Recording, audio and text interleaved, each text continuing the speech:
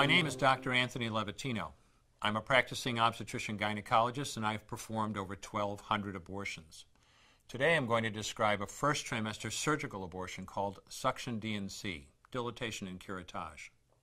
This is the most frequently performed abortion and is used typically from 5 to 13 weeks of pregnancy. After administering anesthesia, the abortionist uses a speculum like this. This is placed inside the vagina and opened using this screw on the side, allowing the abortionist to see the cervix, the entrance to the uterus. The cervix acts as a gate that stays closed for the duration of pregnancy, protecting the baby until it is ready for birth. The abortionist uses a series of metal rods called dilators, like these, which increase in thickness, and inserts them into the cervix to dilate it, gaining access to the inside of the uterus where the baby resides. The baby has a heartbeat, fingers, toes, arms, and legs, but its bones are still weak and fragile.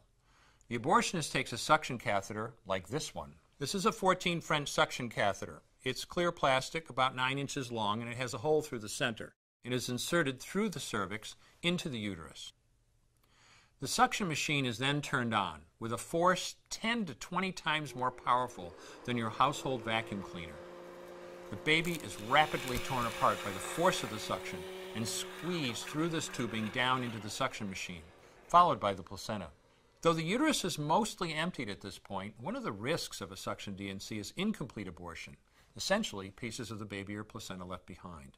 This can lead to infection or bleeding. In an attempt to prevent this, the abortionist uses a curette to scrape a lining of the uterus. A curette is basically a long-handled curved blade. Once the uterus is empty, the speculum is removed and the abortion is complete. The risks of suction D&C include perforation or laceration of the uterus or cervix, potentially damaging intestine, bladder, and nearby blood vessels, hemorrhage, infection, and in rare instances, even death.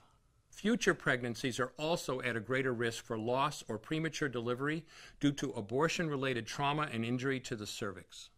As I mentioned at the beginning, I'm Dr. Anthony Levatino, and in the early part of my career as an OBGYN, I performed over 1,200 abortions. One day, after completing one of those abortions, I looked at the remains of a preborn child whose life I had ended, and all I could see was someone's son or daughter. I came to realize that killing a baby at any stage of pregnancy for any reason is wrong. I want you to know today, no matter where you're at or what you've done, you can change. Make a decision today to protect the preborn. Thank you for your time. I will no longer do any more abortions. When you finally figure out that killing a baby that big for money is wrong, that it doesn't take you too long to figure out it doesn't matter if the baby is this big or this big or this big or maybe even this big, it's all the same. And I haven't done any since then, and I never will.